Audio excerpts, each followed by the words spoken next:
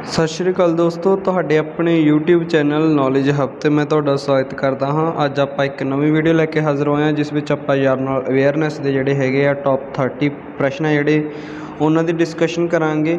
ते ये प्रश्न जिहड़े आउण वाले PSPCL क्लर्क दे जां होर जिहड़े SSC जां जिहड़े हैगे रेलवे दे विच पेपर है उन्हां दे लई जिहड़े हैगे हैल्पफुल होणगे। सो आई होप जिहड़ा तुहाडा कांस्टेबल दा पेपर होया सीगा, ठीक है जी, वो बहुत ही वधिया होया होना। तो वो बहुत सारे प्रश्न से जोड़े अपने चैनल के उत्तों जोड़े है वीडियोज़ के करवाए गए उन्होंने विचों सीगे। सो ये वीडियो के भी जोड़े आप मोस्ट इंपोर्टेंट तो मोस्ट रिपीटड प्रश्न उन्होंने गल करांगे। सो वीडियो में शुरू तो लैके अखीर तक जरूर वेखना। वीडियो के पहला प्रश्न अपना हैगा कि नागरिकता प्रदान करने की उम्र सीमा भारत के विच कितनी है। ठीक है, इतने भारत लिखना भुल गया मैं। तो भारत के विच जिहड़ी है नागरिकता प्रदान करने की जिहड़ी उम्र है वो कितनी है।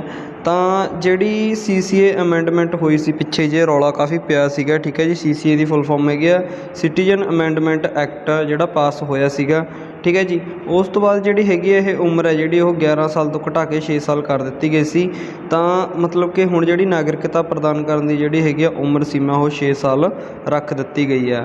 तो उस तो बाद सैकेंड प्रश्न अपने कोल हैगा कि सोना चांदी नूं शुद्धिकरण लई सोना या चांदी की शुद्धिकरण लई इस दे उत्ते जिहड़ी है किस अमल की जिहड़ी वरतों कीती जांदी है जिस नाल सोना या चांदी वो शुद्ध हो जाता है। तो नाइट्रिक एसिड है जिहड़ा उसकी वरतों कीती जांदी है। नाइट्रिक एसिड का जिहड़ा तुहानूं रसायनिक सूत्र पूछा जाता, फार्मूला पूछा जाता। तो NHNO3 जिहड़ा हैगा इसका रसायनिक फार्मूला हैगा वा। तो थर्ड प्रश्न अपने को हैगा कि संसार में सब तो ज़्यादा देशों नाल किहड़े देश की सीमा लगती है।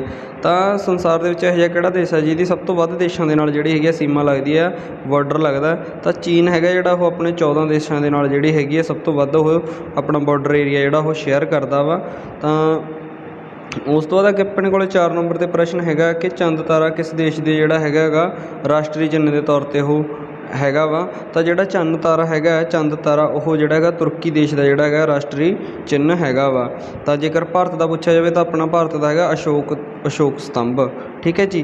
तो 5 नंबर पर अपने को प्रश्न है कि भारतीय संविधान में कुल अनुसूचियाँ कितनियां ने। तो जेकर आप गल करिए भारतीय संविधान की तो इस जिहड़े कुल अनुसूचियाँ वो 12 नेगियां, ठीक है जी। तो 6 नंबर पर अपने को प्रश्न है कि किस मिट्टी नूं रेगूर मिट्टी भी कहा जाता है। तो इस दो प्रश्न काउंट हो सकता है। एक तो यह हो सकता है कि काली मिट्टी नूं दूसरे किस नाम नाल बुलाया जाता जां रुगेर मिट्टी नूं दूसरे किस नाम नाल कहा जाता। तो जिहड़ा है काली मिट्टी नूं ही आपां रेगूर मिट्टी कहने आ। तो दूसरा तुहानूं प्रश्न ये हो सकता है कि काली मिट्टी कपाह की खेती लई जिहड़ी किहड़ी मिट्टी सब तो वध लाहेवंद है जां सही हैगी। तो काली मिट्टी जां रेगूर मिट्टी जिहड़ी हैगी वो कपाह की खेती के लिए बहुत ही ज़्यादा प्रफुल्लित तो प्रचलित हैगी है। 7 नंबर पर अपने को प्रश्न है कि औद्योगिक क्रांति शब्द की रचना किसने की सी। तो अर्नोल्ड टॉम्बी है जिहड़ा उसने औद्योगिक क्रांति शब्द की जिहड़ी है रचना की सीगी।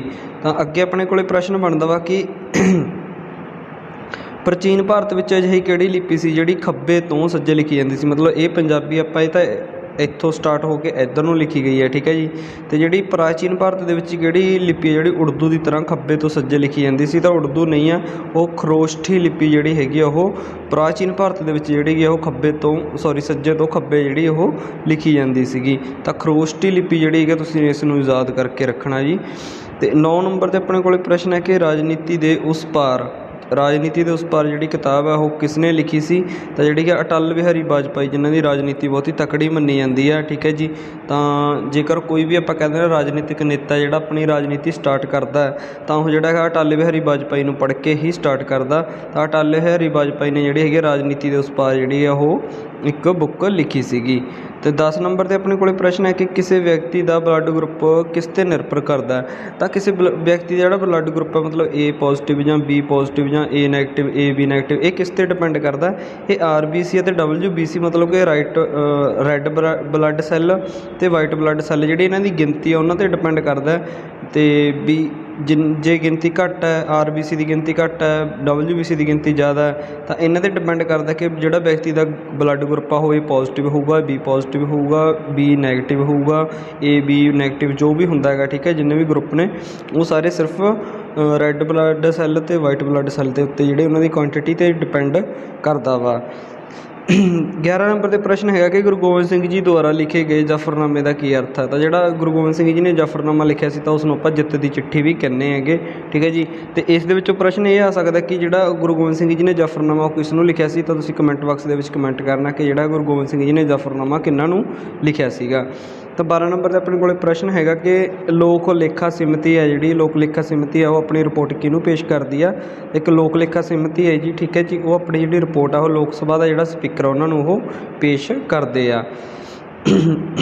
13 ਨੰਬਰ 'ਤੇ ਆਪਣੇ ਕੋਲ ਪ੍ਰਸ਼ਨ ਹੈਗਾ ਕਿ ਵਿਸ਼ਵ ਦਾ ਸਭ ਤੋਂ ਵੱਡਾ ਫੁੱਲ ਕਿਹੜਾ ਹੈਗਾ।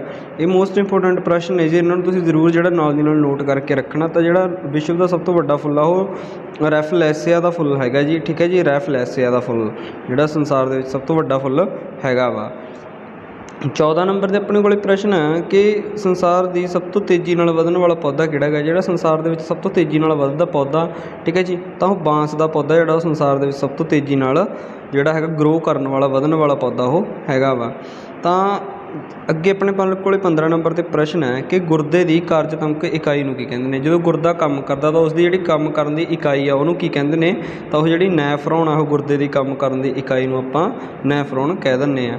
16 ਨੰਬਰ 'ਤੇ ਆਪਣੇ ਕੋਲ ਪ੍ਰਸ਼ਨ ਹੈ ਕਿ ਭਾਰਤ ਦਾ ਪਹਿਲਾ ਗਵਰਨਰ ਜਨਰਲ ਕੌਣ ਸੀਗਾ, ਠੀਕ ਹੈ ਜੀ। ਤਾਂ ਜਿਹੜਾ ਲਾਰਡ ਵਿਲੀਅਮ ਬੈਂਟਿਕ, ਇਹ ਮੋਸਟ ਇੰਪੋਰਟੈਂਟ ਪ੍ਰਸ਼ਨ ਹੈ ਜੀ, ਠੀਕ ਹੈ, ਵੈਰੀ ਇੰਪੋਰਟੈਂਟ ਕੁਐਸਚਨ।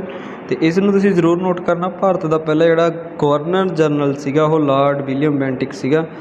ਅਤੇ ਤੁਹਾਨੂੰ ਇੱਕ ਪ੍ਰਸ਼ਨ ਹੋਰ ਪੁੱਛਿਆ ਜਾ ਸਕਦਾ ਕਿ ਆਜ਼ਾਦ ਭਾਰਤ ਦਾ ਪਹਿਲਾ ਗਵਰਨਰ ਜਨਰਲ ਕੌਣ ਸੀ। ਉਹ ਮੈਂ ਨੀਚੇ ਪ੍ਰਸ਼ਨ ਕਾਊਂਟ ਕੀਤਾ ਹੋਇਆ ਉਸ ਦੇ ਵਿੱਚ ਦੱਸੂਗਾ, ਠੀਕ ਹੈ ਜੀ। ਤਾਂ 17 ਨੰਬਰ 'ਤੇ ਆਪਣੇ ਕੋਲ ਪ੍ਰਸ਼ਨ ਆਉਂਦਾ ਕਿ ਬ੍ਰਹਿਮੰਡ ਦੇ ਅਧਿਐਨ ਨੂੰ ਕੀ ਕਹਿੰਦੇ ਨੇਗੇ। ਤਾਂ ਜਿਹੜੀ ਕੋਸਮੋਲੋਜੀ ਹੈਗੀ, ਜਿਹੜੇ ਆਪਾਂ ਬ੍ਰਹਿਮੰਡ ਦੇ ਅਧਿਐਨ ਨੂੰ ਕਹਿੰਦੇ ਨੇਗੇ, ਠੀਕ ਹੈ ਜੀ। ਕੋਸਮੋਲੋਜੀ ਦੇ ਵਿੱਚ ਕੋਸਮੋ ਹੈਗਾ ਬ੍ਰਹਿਮੰਡ, ਲੋਜੀ ਮਤਲਬ ਅਧਿਐਨ ਜਾਂ ਪੜ੍ਹਾਈ, ਠੀਕ ਹੈ ਜੀ। ਕੋਸਮੋਲੋਜੀ ਜਿਹੜੀ ਹੈ ਉਹ ਬ੍ਰਹਿਮੰਡ ਦੇ ਅਧਿਐਨ ਨੂੰ ਕਹਿੰਦੇ ਨੇਗੇ। 18 ਨੰਬਰ 'ਤੇ ਆਪਣੇ ਕੋਲ ਪ੍ਰਸ਼ਨ ਹੈ ਕਿ ਕਿਸ ਦੀ ਮੌਜੂਦਗੀ ਕਰਕੇ ਜਿਹੜਾ ਪਿਸ਼ਾਬ ਦਾ ਰੰਗ ਉਹ ਪੀਲਾ ਹੁੰਦਾ ਹੈ। ਅਤੇ ਜੇਕਰ ਤੁਸੀਂ ਦੇਖਿਆ ਹੋਣਾ, ਠੀਕ ਹੈ ਜੀ, ਆਪਣਾ ਬਾਥਰੂਮ ਦੇਖਿਆ ਹੋਣਾ, ਪਿਸ਼ਾਬ ਦੇਖਿਆ ਹੋਣਾ, ਕਈ ਵਾਰ ਉਹ ਬਹੁਤ ਹੀ ਜ਼ਿਆਦਾ ਪੀਲਾ ਹੁੰਦਾ। ਤਾਂ ਉਹ ਪੀਲਾ ਹੋਣ ਦਾ ਕਾਰਨ ਇਹ ਹੈ ਕਿ ਜਿਹੜਾ ਉਸ ਦੇ ਵਿੱਚ ਯੂਰੋਕ੍ਰੋਮ ਆ ਜਿਹੜਾ ਉਸ ਦੀ ਜਿਹੜੀ ਕੁਆਂਟੀਟੀ ਹੈ ਉਹ ਜਿੰਨੀ ਜ਼ਿਆਦਾ ਹੋਊਗੀ ਤਾਂ ਜਿਹੜਾ ਪਿਸ਼ਾਬ ਦਾ ਰੰਗ ਉਨੀ ਜ਼ਿਆਦਾ ਪੀਲਾ ਹੋਊਗਾ। ਯੂਰੋਕ੍ਰੋਮ ਨੂੰ ਆਪਾਂ ਯੂਰੀਆ ਵੀ ਕਹਿ ਦਿੰਦੇ ਹਾਂ, ਯੂਰਿਕ ਐਸਿਡ, ਠੀਕ ਹੈ ਜੀ। ਤਾਂ ਜਿਹੜਾ ਹੈਗਾ ਪਿਸ਼ਾਬ ਦਾ ਰੰਗ ਆ ਉਹ ਯੂਰੋਕ੍ਰੋਮ 'ਤੇ ਡਿਪੈਂਡ ਕਰਦਾ। ਜਿੰਨਾ ਜ਼ਿਆਦਾ ਯੂਰੋਕ੍ਰੋਮ ਹੋਊਗਾ ਉਨਾ ਹੀ ਜ਼ਿਆਦਾ ਜਿਹੜਾ ਪਿਸ਼ਾਬ ਦਾ ਰੰਗ ਉਹ ਪੀਲਾ ਹੋਊਗਾ। 19 ਨੰਬਰ 'ਤੇ ਆਪਣੇ ਕੋਲ ਪ੍ਰਸ਼ਨ ਹੈ ਕਿ ਪ੍ਰਕਾਸ਼ ਸੰਸਲੇਸ਼ਣ ਵਿੱਚ ਆਖਰੀ ਉਤਪਾਦ ਕੀ ਆ। ਮਤਲਬ ਜਦੋਂ ਪ੍ਰਕਾਸ਼ ਸੰਸਲੇਸ਼ਣ ਪ੍ਰਕਿਰਿਆ ਦੌਰਾਨ ਜੋ ਵੀ ਚੀਜ਼ਾਂ ਹੈਗੀਆਂ ਨੇ ਜਿਹੜੀਆਂ ਉਹ ਮਤਲਬ ਕਿ ਆਕਸੀਜਨ ਛੱਡਦੇ ਆ, ਕਾਰਬਨ ਡਾਈਆਕਸਾਈਡ ਲੈਂਦੇ ਆ, ਧੁੱਪ ਦੀ ਰੋਸ਼ਨੀ, ਜੜ੍ਹਾਂ ਤੋਂ ਪਾਣੀ, ਜੋ ਵੀ ਹੈਗਾ ਪੌਦੇ ਆਪਣੀ ਜਿਹੜੀ ਪ੍ਰਕਿਰਿਆ ਉਹਦੇ ਵਿੱਚ ਜਿਹੜਾ ਆਖਰੀ ਐਟ ਦੀ ਐਂਡ ਜਿਹੜਾ ਕੁਛ ਪ੍ਰੋਡਕਟ ਬਣਦਾ ਉਸ ਨੂੰ ਕੀ ਕਹਿੰਦੇ ਨੇ। ਤਾਂ ਕਾਰਬੋਹਾਈਡਰੇਟਸ ਆ ਜਿਹੜਾ ਉਹ ਬਣਦਾ ਵਾ। ਤਾਂ ਤੁਸੀਂ ਨੇ ਦੇਖਿਆ ਹੋਣਾ ਪੌਦੇ ਜਿਹੜੇ ਧੁੱਪ ਦੀ ਰੋਸ਼ਨੀ ਦੇ ਵਿੱਚ ਜਿਹੜਾ ਹੈਗਾ ਆਕਸੀਜਨ ਛੱਡਦੇ ਆ, O2, ਠੀਕ ਹੈ ਜੀ। O2 ਦੀ ਜਗ੍ਹਾ ਉਹ ਜਿਹੜੇ ਹੈਗੇ ਆ ਸਾਹ ਦੇ ਲਈ CO2 ਨੂੰ ਯੂਜ਼ ਕਰਦੇ ਆ। ਅਤੇ ਐਟ ਦੀ ਐਂਡ ਜਿਹੜਾ ਹੈਗਾ ਇਸ ਪ੍ਰਕਿਰਿਆ ਦੇ ਵਿੱਚ ਜਿਹੜਾ ਹੈਗਾ ਕਾਰਬੋਹਾਈਡਰੇਟਸ ਉਹ ਬਣ ਕੇ ਤਿਆਰ ਹੁੰਦਾ ਵਾ। ਤਾਂ ਉਸ ਤੋਂ ਬਾਅਦ ਅੱਗੇ ਆਪਣੇ ਕੋਲ 20 ਨੰਬਰ 'ਤੇ ਪ੍ਰਸ਼ਨ ਹੈ ਕਿ ਫਤਿਹਪੁਰ ਸਿਕਰੀ ਦਾ ਨਿਰਮਾਣ ਕਿਸ ਨੇ ਕਰਵਾਇਆ ਸੀਗਾ। ਤਾਂ ਜਿਹੜਾ ਫਤਿਹਪੁਰ ਸਿਕਰੀ ਆ ਉਸ ਦਾ ਨਿਰਮਾਣ ਅਕਬਰ ਨੇ ਕਰਵਾਇਆ ਸੀਗਾ। ਜਦੋਂ ਉਹ ਗੁਜਰਾਤ ਤੋਂ ਜਿੱਤ ਕੇ ਅੱਗੇ ਜਾ ਰਿਹਾ ਸੀ ਤਾਂ ਫਤਿਹਪੁਰ ਸਿਕਰੀ ਜਿਹੜਾ ਉਹ ਅਕਬਰ ਨੇ ਬਣਵਾਇਆ ਹੈਗਾ। ਤਾਂ ਉਸ ਤੋਂ ਬਾਅਦ 21 ਨੰਬਰ 'ਤੇ ਆਪਣੇ ਕੋਲ ਪ੍ਰਸ਼ਨ ਹੈ ਕਿ ਭਾਰਤ ਦੀ ਸਭ ਤੋਂ ਚੌੜੀ ਨਦੀ ਕਿਹੜੀ ਹੈ, ਠੀਕ ਹੈ ਜੀ। ਇਹ ਤੁਸੀਂ ਨੇ ਦੱਸਣਾ। ਭਾਰਤ ਦੀ ਸਭ ਤੋਂ ਚੌੜੀ ਨਦੀ ਜਿਹੜੀ ਹੈ ਬ੍ਰਹਮਪੁੱਤਰ ਦੀ ਨਦੀ ਹੈ, ਠੀਕ ਹੈ ਜੀ। ਬ੍ਰਹਮਪੁੱਤਰ ਨਦੀ ਤੋਂ ਬਹੁਤ ਜ਼ਿਆਦਾ ਪ੍ਰਸ਼ਨ ਆ ਸਕਦੇ ਆ। ਇਸ ਦਾ ਚਾਈਨਾ ਦੇ ਵਿੱਚ ਕੀ ਨਾਂ ਹੈ, ਇਸ ਦਾ ਬਰਮਾ ਦੇ ਵਿੱਚ ਕੀ ਨਾਂ ਹੈ, ਇਸ ਦਾ ਇੰਡੀਆ ਦੇ ਵਿੱਚ ਬ੍ਰਹਮਪੁੱਤਰ ਨਾਮ ਹੈ, ਇਹ ਕਿੰਨੇ ਮੀਟਰ ਲੰਮੀ ਹੈ, ਜੇ ਉਹ ਤੁਸੀਂ ਇਸ ਬਾਰੇ ਜਿਹੜਾ ਹੈ ਜ਼ਰੂਰ ਡਿਟੇਲ ਦੇ ਵਿੱਚ ਦੇਖ ਲੈਣਾ, ਠੀਕ ਹੈ। ਨਦੀਆਂ ਤੋਂ ਇੱਕ ਅੱਧਾ ਪ੍ਰਸ਼ਨ ਤੁਹਾਨੂੰ ਜ਼ਰੂਰ ਆ ਸਕਦਾ। ਤਾਂ ਭਾਰਤ ਦੀ ਸਭ ਤੋਂ ਲੰਮੀ ਨਦੀ ਜਿਹੜੀ ਹੈਗੀ ਚੌੜੀ ਨਦੀ ਹੈਗੀ ਜਿਹੜੀ ਉਹ ਬ੍ਰਹਮਪੁੱਤਰ ਹੈ। ਅਤੇ ਜੇਕਰ ਆਪਾਂ ਭਾਰਤ ਦੀ ਸਭ ਤੋਂ ਲੰਮੀ ਨਦੀ ਦੀ ਗੱਲ ਕਰੀਏ ਤਾਂ ਸਭ ਤੋਂ ਲੰਮੀ ਨਦੀ ਹੈਗੀ ਹੈ ਗੰਗਾ ਨਦੀ, ਠੀਕ ਹੈ ਜੀ। ਗੰਗਾ ਨਦੀ ਜਿਹੜੀ ਭਾਰਤ ਦੀ ਸਭ ਤੋਂ ਲੰਮੀ ਨਦੀ ਹੈ। ਅਤੇ ਦੂਸਰੇ ਮਾਇਨੇ ਦੇ ਵਿੱਚ ਜੇ ਆਪਾਂ ਦੇਖੀਏ ਪ੍ਰਮੁੱਖ ਸਹਾਇਕ ਨਦੀ, ਮਤਲਬ ਕਿ ਗੰਗਾ ਤਾਂ ਹੈਗੀ ਹੈ। ਅਤੇ ਜੇ ਗੱਲ ਕਰੀਏ ਆਪਾਂ ਗੰਗਾ ਦੇ ਨਾਲ ਕੋਈ ਹੋਰ ਨਦੀ ਜੋੜ ਲਈਏ ਤਾਂ ਜਿਹੜੀ ਹੈਗੀ ਆ ਉਹ ਸਹਾਇਕ ਨਦੀ ਦੇ ਤੌਰ 'ਤੇ ਸਭ ਤੋਂ ਲੰਮੀ ਨਦੀ ਕਿਹੜੀ ਹੈ। ਤਾਂ ਜਦੋਂ ਗੰਗਾ ਦੇ ਨਾਲ ਜਮਨਾ ਜੁੜ ਜਾਂਦੀ ਹੈ, ਠੀਕ ਹੈ ਜੀ, ਤਾਂ ਉਹ ਜਿਹੜੀ ਹੈ ਪ੍ਰਮੁੱਖ ਸਹਾਇਕ ਨਦੀ ਦੇ ਤੌਰ 'ਤੇ ਸਭ ਤੋਂ ਲੰਮੀ ਨਦੀ ਹੈ। ਅਤੇ ਉਸ ਦੇ ਵਿੱਚ ਜਿਹੜਾ ਹੈਗਾ ਪ੍ਰਸ਼ਨ ਤੁਹਾਨੂੰ ਇਹੀ ਪੁੱਛਿਆ ਜਾ ਸਕਦਾ ਕਿ ਸਭ ਤੋਂ ਲੰਮੀ ਨਦੀ ਕਿਹੜੀ ਹੈ, ਉਹ ਹੈਗੀ ਹੈ ਗੰਗਾ। ਅਤੇ ਜੇ ਪੁੱਛਿਆ ਜਾਵੇ ਸਹਾਇਕ ਲੰਮੀ ਨਦੀ ਕਿਹੜੀ ਹੈ, ਸਹਾਇਕ ਲੰਮੀ ਨਦੀ ਹੈਗੀ ਹੈ ਗੰਗਾ, ਯਮੁਨਾ ਗੰਗਾ, ਠੀਕ ਹੈ ਜੀ। ਅਤੇ ਜਿਹੜੀ ਚੌੜੀ ਨਦੀ ਉਹ ਬ੍ਰਹਮਪੁੱਤਰ ਹੈ। ਤੇ ਜਿਹੜੀ ਬ੍ਰਹਮਪੁੱਤਰ ਉਹ ਜਿਹੜੀ ਹੈਗੀ ਆਪਣੇ ਭਾਰਤ ਦੇ ਪੱਛਮ ਉੱਤਰ ਦੱਖਣ ਪੂਰਬ ਪੱਛਮ ਠੀਕ ਹੈ ਜੀ ਪੂਰਬ ਵੱਲ ਪੈਂਦੀ ਹੈ। ਅਰੁਣਾਚਲ ਪ੍ਰਦੇਸ਼ ਬੰਗਲਾਦੇਸ਼ ਦੇ ਵਿੱਚ ਜਿਹੜੀ ਹੈਗੀ ਇਹ ਸੌਰੀ ਅੱਗੇ ਐਂਟਰ ਹੋ ਜਾਂਦੀ ਹੈਗੀ ਭਾਰਤ ਦੇ ਵਿੱਚੋਂ ਠੀਕ ਹੈ ਜੀ। ਅਤੇ ਅੱਗੇ ਆਪਣੇ ਕੋਲ ਪ੍ਰਸ਼ਨ ਹੈਗਾ 22 ਨੰਬਰ 'ਤੇ ਕਿ ਅੰਤਰਰਾਸ਼ਟਰੀ ਮਜ਼ਦੂਰ ਦਿਵਸ ਕਦੋਂ ਮਨਾਇਆ ਜਾਂਦਾ। ਤਾਂ 1 ਮਈ ਨੂੰ ਜਿਹੜਾ ਹੈਗਾ ਅੰਤਰਰਾਸ਼ਟਰੀ ਇੰਟਰਨੈਸ਼ਨਲ ਲੇਬਰ ਡੇ ਜਿਹੜਾ ਹੈਗਾ ਉਹ ਮਨਾਇਆ ਜਾਂਦਾ ਠੀਕ ਹੈ ਜੀ। ਤਾਂ ਉਸ ਤੋਂ ਬਾਅਦ 23 ਨੰਬਰ 'ਤੇ ਆਪਣੇ ਕੋਲ ਪ੍ਰਸ਼ਨ ਬਣਦਾ ਵਾ ਕਿ ਚਾਹ ਦੀ ਖੇਤੀ ਲਈ ਜਿਹੜੀ ਹੈਗੀ ਕਿਹੜੀ ਮਿੱਟੀ ਸਭ ਤੋਂ ਵੱਧ ਉਪਯੋਗੀ ਆ। ਤਾਂ ਜਿਹੜੀ ਆਪਣੀ ਲੈਟਰਾਈਟ ਮਿੱਟੀ ਹੁੰਦੀ ਹੈ ਉਹ ਚਾਹ ਦੀ ਖੇਤੀ ਦੇ ਲਈ ਬਹੁਤ ਜ਼ਿਆਦਾ ਉਪਯੋਗੀ ਹੁੰਦੀ ਹੈ ਕਿਉਂਕਿ ਇਸ ਦੇ ਵਿੱਚ ਜਿਹੜੇ ਹੁੰਦੇ ਆ ਸਾਰੇ ਜਿਹੜੇ ਤੱਤ ਹੁੰਦੇ ਆ ਮੌਜੂਦ ਠੀਕ ਹੈ ਜੀ ਜਿਹੜੇ ਚਾਹ ਦੀ ਖੇਤੀ ਦੇ ਲਈ ਜ਼ਰੂਰੀ ਨੇ ਉਹ ਲੈਟਰਾਈਟ ਮਿੱਟੀ ਦੇ ਵਿੱਚ ਪਾਏ ਜਾਂਦੇ ਨੇ ਠੀਕ ਹੈ ਜੀ। ਉਸ ਤੋਂ ਬਾਅਦ ਅੱਗੇ ਆਪਣੇ ਕੋਲ ਪ੍ਰਸ਼ਨ ਬਣਦਾ ਵਾ ਕਿ ਆਜ਼ਾਦ ਭਾਰਤ ਦਾ ਪਹਿਲਾ ਗਵਰਨਰ ਜਨਰਲ ਕੌਣ ਸੀ। ਮੈਂ ਤੁਹਾਨੂੰ ਪਹਿਲਾਂ ਵੀ ਦੱਸਿਆ ਸੀ ਕਿ ਆਜ਼ਾਦ ਭਾਰਤ ਦਾ ਵੀ ਪੁੱਛਿਆ ਜਾਊਗਾ ਅਤੇ ਜਿਹੜਾ ਹੈਗਾ ਭਾਰਤ ਦਾ ਪਹਿਲਾ ਵੀ ਪੁੱਛਿਆ ਜਾਊਗਾ। ਤਾਂ ਪਹਿਲਾਂ ਤੁਹਾਨੂੰ ਮੈਂ ਉੱਪਰ ਦੱਸਦਾ ਜਿਹੜਾ ਆਜ਼ਾਦ ਭਾਰਤ ਦਾ ਸਭ ਤੋਂ ਪਹਿਲਾ ਗਵਰਨਰ ਜਨਰਲ ਸੀਗਾ ਉਹ ਸੀਗਾ ਲਾਰਡ ਲਾਂਸ ਮਾਊਂਟਬੈਟਨ ਠੀਕ ਹੈ ਜੀ। ਲਾਰਡ ਲਾਂਸ ਮਾਊਂਟਬੈਟਨ ਜਿਹੜਾ ਆਜ਼ਾਦ ਭਾਰਤ ਦਾ ਪਹਿਲਾ ਗਵਰਨਰ ਜਨਰਲ ਸੀਗਾ। ਤਾਂ 25 ਨੰਬਰ 'ਤੇ ਆਪਣੇ ਕੋਲ ਪ੍ਰਸ਼ਨ ਹੈਗਾ ਵਾ ਕਿ ਖੂਨ ਦਾ pH ਮੁੱਲ ਕਿੰਨਾ ਹੁੰਦਾ। ਤਾਂ ਜੇਕਰ ਆਪਾਂ ਦੇਖੀਏ ਤਾਂ ਜਿਹੜਾ ਖੂਨ ਦਾ ਬਲੱਡ ਦਾ ਜਿਹੜਾ pH ਮਾਨ ਹੈ pH ਮੁੱਲ ਆ ਉਹ 7.4 ਜਿਹੜਾ ਹੁੰਦਾ ਵਾ। ਅਤੇ ਜੇ ਆਪਾਂ ਦੇਖੀਏ pH ਦੀ ਫੁੱਲ ਫੋਰਮ ਤਾਂ pH ਦੀ ਫੁੱਲ ਫੋਰਮ ਹੁੰਦੀ ਹੈ ਪਾਵਰ ਆਫ ਹਾਈਡਰੋਜਨ ਠੀਕ ਹੈ ਜੀ।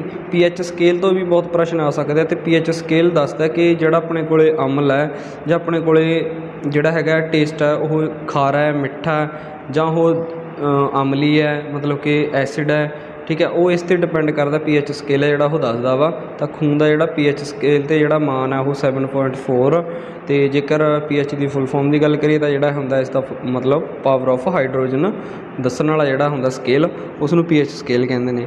26 ਨੰਬਰ 'ਤੇ ਆਪਣੇ ਕੋਲ ਪ੍ਰਸ਼ਨ ਹੈ ਕਿ ਕਿਸ ਵਿਟਾਮਿਨ ਵਿੱਚ ਕੋਲਵਾਟ ਪਾਇਆ ਜਾਂਦਾ ਹੈ ਠੀਕ ਹੈ ਜੀ। ਤਾਂ ਕੋਲਵਾਟ ਜਿਹੜਾ ਹੈਗਾ ਉਹ ਵਿਟਾਮਿਨ B12 ਦੇ ਵਿੱਚ ਪਾਇਆ ਜਾਂਦਾ ਠੀਕ ਹੈ ਜੀ ਜਿਸ ਦਾ ਰਸਾਇਣਿਕ ਨਾਮ ਹੈਗਾ ਸਾਈਨੋਕੋਬੈਲਮਿਨ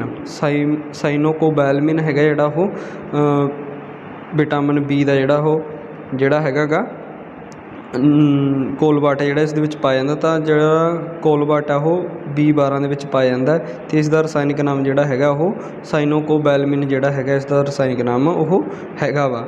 ਉਸ ਤੋਂ ਬਾਅਦ ਅੱਗੇ ਆਪਣੇ ਕੋਲ 27 ਨੰਬਰ 'ਤੇ ਪ੍ਰਸ਼ਨ ਆਉਂਦਾ ਕਿ ਪਹਿਲੇ ਵਿਸ਼ਵ ਯੁੱਧ ਦੇ ਵਿੱਚ ਅਮਰੀਕਾ ਕਦੋਂ ਸ਼ਾਮਿਲ ਹੋਇਆ ਸੀ। ਤਾਂ ਜਦੋਂ ਪਹਿਲਾ ਵਿਸ਼ਵ ਯੁੱਧ ਚੱਲ ਰਿਹਾ ਸੀ ਤਾਂ ਉਸ ਦੇ ਵਿੱਚ ਜਿਹੜਾ ਅਮਰੀਕਾ ਦੀ ਐਂਟਰੀ ਕਦੋਂ ਹੋਈ ਸੀ। ਤਾਂ 6 ਅਪ੍ਰੈਲ 1917 ਨੂੰ ਜਿਹੜਾ ਹੈਗਾ ਉਹ ਅਮਰੀਕਾ ਇਸ ਦੇ ਵਿੱਚ ਐਂਟਰ ਹੋ ਗਿਆ ਸੀ ਅਤੇ ਇਹ ਯੁੱਧ ਜਿਹੜਾ ਉਹ ਚੱਲਿਆ ਸੀਗਾ 1914 ਤੋਂ ਲੈ ਕੇ 1918 ਤੱਕ ਚੱਲਿਆ ਸੀ। ਤਾਂ 6 ਅਪ੍ਰੈਲ 1917 ਨੂੰ ਜਿਹੜਾ ਹੈਗਾ ਉਹ ਇਸ ਦੇ ਵਿੱਚ ਅਮਰੀਕਾ ਨੇ ਐਂਟਰੀ ਕਰ ਲਈ ਸੀਗੀ ਠੀਕ ਹੈ ਜੀ। ਤਾਂ ਸੈਕਿੰਡ ਜਿਹੜਾ ਵਰਲਡ ਵਾਰ ਸੀ ਉਸ ਦੇ ਵਿੱਚੋਂ ਤੁਹਾਨੂੰ 2-3 ਪ੍ਰਸ਼ਨ ਜਿਹੜੇ ਮੈਂ ਤੁਹਾਨੂੰ ਨੋਟ ਕਰਵਾ ਦਿੰਦਾ। ਤਾਂ ਇਸ ਦੇ ਵਿੱਚੋਂ ਮੁੱਖ ਪ੍ਰਸ਼ਨ ਤਾਂ ਇਹੀ ਨੇ ਕਿ ਜਿਹੜੇ ਸੈਕਿੰਡ ਵਰਲਡ ਵਾਰ ਦੇ ਦੌਰਾਨ ਜਿਹੜੇ 2 ਬੰਬ ਸਿੱਟੇ ਸੀਗੇ ਉਹਨਾਂ ਦੇ ਬਾਰੇ ਪੁੱਛਿਆ ਜਾ ਸਕਦਾ ਠੀਕ ਹੈ ਜੀ ਜਿਹੜੇ ਜਾਪਾਨ ਦੇ ਵਿੱਚ ਸਿੱਟੇ ਗਏ ਸੀਗੇ। ਤਾਂ ਜਿਹੜਾ ਪਹਿਲਾ ਬੰਬ ਸੀਗਾ ਉਹ ਕਿਹੜਾ ਸੀ ਅਤੇ ਕਦੋਂ ਸਿੱਟਿਆ ਗਿਆ ਸੀ ਅਤੇ ਕਿੱਥੇ ਸਿੱਟਿਆ ਗਿਆ ਸੀਗਾ ਠੀਕ ਹੈ ਜੀ। ਤਾਂ ਜਿਹੜਾ ਦੂਜੇ ਵਿਸ਼ਵ ਯੁੱਧ ਦੌਰਾਨ 6 ਅਗਸਤ 1945 ਨੂੰ ਠੀਕ ਹੈ ਜੀ ਜਿਹੜਾ ਹੈਗਾ ਜਾਪਾਨ ਦੇ ਹੀਰੋਸ਼ੀਮਾ 'ਤੇ ਜਿਹੜਾ ਇੱਕ ਬੰਬ ਸਿੱਟਿਆ ਗਿਆ ਸੀ ਠੀਕ ਹੈ ਜੀ ਉਹ ਬੰਬ ਦਾ ਨਾਮ ਸੀਗਾ ਲਿਟਲ ਬੋਏ ਠੀਕ ਹੈ ਜੀ। ਇਸ ਦੇ ਵਿੱਚ ਜਿਹੜੇ ਉਹ 3 ਪ੍ਰਸ਼ਨ ਬਣ ਗਏ ਕਿ ਪਹਿਲਾ ਜਿਹੜਾ ਹੀਰੋਸ਼ੀਮਾ 'ਤੇ ਜਾਪਾਨ ਦੇ ਵਿੱਚ ਬੰਬ ਸਿੱਟਿਆ ਸੀ ਕਦੋਂ ਸਿੱਟਿਆ ਸੀ 9 ਅਗਸਤ 1945। ਪ੍ਰਸ਼ਨ ਇਹ ਵੀ ਪੁੱਛਿਆ ਜਾ ਸਕਦਾ ਕਿ ਦੂਸਰੇ ਵਿਸ਼ਵ ਯੁੱਧ ਦੌਰਾਨ ਜਿਹੜਾ ਹੈਗਾ ਹੀਰੋਸ਼ੀਮਾ 'ਤੇ ਜਿਹੜਾ ਬੰਬ ਸਿੱਟਿਆ ਸੀ ਉਸ ਦਾ ਨਾਂ ਕੀ ਸੀਗਾ ਲਿਟਲ ਬੋਏ। ਅਤੇ ਇਹ ਵੀ ਪੁੱਛਿਆ ਜਾ ਸਕਦਾ ਕਦੋਂ ਸਿੱਟਿਆ ਸੀ ਤਾਂ ਜਿਹੜਾ ਹੈਗਾ ਸੀ 6 ਅਗਸਤ 1945। ਤਾਂ ਇੱਕ ਇਹਨਾਂ ਨੇ ਹੋਰ ਬੰਬ ਜਿਹੜਾ ਹੈਗਾ ਉਹ ਜਿਹੜਾ ਸਿੱਟਿਆ ਸੀਗਾ ਜਾਪਾਨ ਦੇ ਨਾਗਾਸਾਕੀ 'ਤੇ ਠੀਕ ਹੈ ਜੀ। ਅਤੇ ਕਦੋਂ ਸਿੱਟਿਆ ਸੀ 9 ਅਗਸਤ 1945 ਨੂੰ ਅਤੇ ਉਸ ਦੇ ਬੰਬ ਦਾ ਨਾਂ ਕੀ ਸੀਗਾ ਫੈਟਮੈਨ ਠੀਕ ਹੈ ਜੀ। ਇਹਦੇ ਵਿੱਚ ਤੁਹਾਨੂੰ ਬਹੁਤ ਪ੍ਰਸ਼ਨ ਹੋ ਸਕਦੇ ਇਹ ਵੀ ਪੁੱਛਿਆ ਜਾ ਸਕਦਾ ਕਿ ਅਮਰੀਕਾ ਨੇ ਜਿਹੜੇ ਹੈਗਾ 2 ਕਿਹੜੇ ਨਾਮ ਦੇ ਬੰਬ ਜਿਹੜੇ ਜਾਪਾਨ 'ਤੇ ਸਿੱਟੇ ਸੀਗੇ। ਤਾਂ ਲਿਟਲ ਬੋਏ ਅਤੇ ਫੈਟਮੈਨ ਕਿੱਥੇ ਸਿੱਟੇ ਸੀ ਹੀਰੋਸ਼ੀਮਾ ਅਤੇ ਨਾਗਾਸਾਕੀ ਕਿਹੜੀ ਕੰਟਰੀ ਦੇ ਵਿੱਚ ਜਾਪਾਨ ਦੇ ਵਿੱਚ ਕਦੋਂ ਸਿੱਟੇ ਸੀ 9 ਅਗਸਤ 1945 ਅਤੇ 6 ਅਗਸਤ 1945 ਨੂੰ ਠੀਕ ਹੈ ਜੀ। ਇਹ ਪ੍ਰਸ਼ਨ ਇੰਪੋਰਟੈਂਟ ਹੈ ਤੁਸੀਂ ਨੋਟ ਕਰਨਾ। ਉਸ ਤੋਂ ਬਾਅਦ ਅੱਗੇ ਆਪਣੇ ਕੋਲ ਹੈਗਾ ਕਿ ਦੁਨੀਆ ਦੀ ਸਭ ਤੋਂ ਲੰਮੀ ਪਰਬਤਮਾਲਾ ਕਿਹੜੀ ਆ। ਤਾਂ ਦੁਨੀਆ ਦੀ ਸਭ ਤੋਂ ਲੰਮੀ ਪਰਬਤਮਾਲਾ ਜਿਹੜੀ ਆ ਐਂਡੀਜ਼ ਜਿਹੜੀ ਹੈਗੀ ਆ ਮਾਊਂਟ ਹੈਗੀ ਆ ਉਹ ਜਿਹੜੀ ਕਿ ਦੱਖਣੀ ਅਮਰੀਕਾ ਦੇ ਵਿੱਚ ਪਾਈ ਜਾਂਦੀ ਆ ਉਹ ਜਿਹੜੀ ਕਿ ਦੁਨੀਆ ਦੀ ਸਭ ਤੋਂ ਲੰਮੀ ਪਰਬਤਮਾਲਾ ਹੈਗੀ ਆ। ਤਾਂ ਉਸ ਤੋਂ ਬਾਅਦ ਆਖਰੀ ਪ੍ਰਸ਼ਨ ਆਪਣੇ ਕੋਲ ਹੈਗਾ ਕਿ ਪੋਰਸਲੇਟ ਟਾਵਰ ਕਿੱਥੇ ਸਥਿਤ ਹੈ। ਜਿਹੜਾ ਪੋਰਸਲੇਟ ਟਾਵਰ ਹੈ ਜੀ ਉਹ ਨਾਨਕਿੰਗ ਦੇ ਵਿੱਚ ਹੈਗਾ ਵਾ ਜਿਹੜਾ ਕਿ ਨਾਨਕਿੰਗ ਹੈਗਾ ਉਹ ਚੀਨ ਦੇ ਵਿੱਚ ਇੱਕ ਸ਼ਹਿਰ ਹੈਗਾ ਉੱਥੇ ਜਿਹੜਾ ਹੈਗਾ ਨਾਨਕਿੰਗ ਜਿਹੜਾ ਹੈਗਾ ਪੋਰਸਲੇਟ ਟਾਵਰ ਨਾਨਕਿੰਗ ਦੇ ਵਿੱਚ ਚਾਈਨਾ ਦੇ ਵਿੱਚ ਪਾਇਆ ਜਾਂਦਾ। ਤੇ ਜੇਕਰ ਚਾਈਨਾ ਦੀ ਆਪਾਂ ਰਾਜਧਾਨੀ ਦੀ ਗੱਲ ਕਰੀਏ ਤਾਂ ਬੀਜਿੰਗ ਜਿਹੜੀ ਹੈਗੀ ਇਸ ਦੀ ਰਾਜਧਾਨੀ ਹੈ। ਠੀਕ ਹੈ ਜੀ, ਇਹ ਸੀਗੇ ਮੋਸਟ ਇੰਪੋਰਟੈਂਟ ਪ੍ਰਸ਼ਨ। ਠੀਕ ਹੈ, ਆਈ ਹੋਪ ਤੁਹਾਨੂੰ ਜਿਹੜੀ ਵੀਡੀਓ ਚੰਗੀ ਲੱਗੀ ਹੋਊਗੀ। ਜੇਕਰ ਵੀਡੀਓ ਚੰਗੀ ਲੱਗੀ ਤਾਂ ਪਲੀਜ਼ ਆਪਣੇ ਦੋਸਤਾਂ ਦੇ ਨਾਲ ਇਸ ਨੂੰ ਅੱਗੇ ਜ਼ਰੂਰ ਸ਼ੇਅਰ ਕਰ ਦੇਣਾ।